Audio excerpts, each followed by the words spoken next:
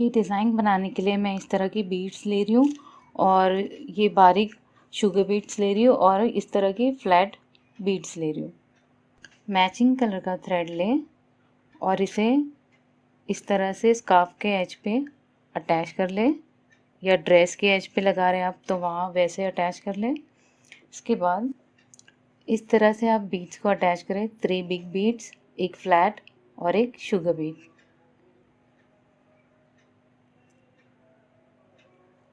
अब इसे अटैच करने के लिए शुगर बीड को सेपरेट करें और सारी बीड्स में से निडल को पास करते हुए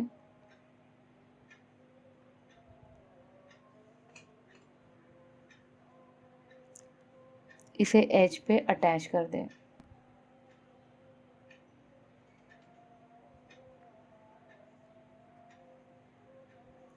अब इक्वल डिस्टेंस मेंटेन करते हुए आप थोड़े थोड़े डिस्टेंस पे इस तरह से ये लगा सकते हैं।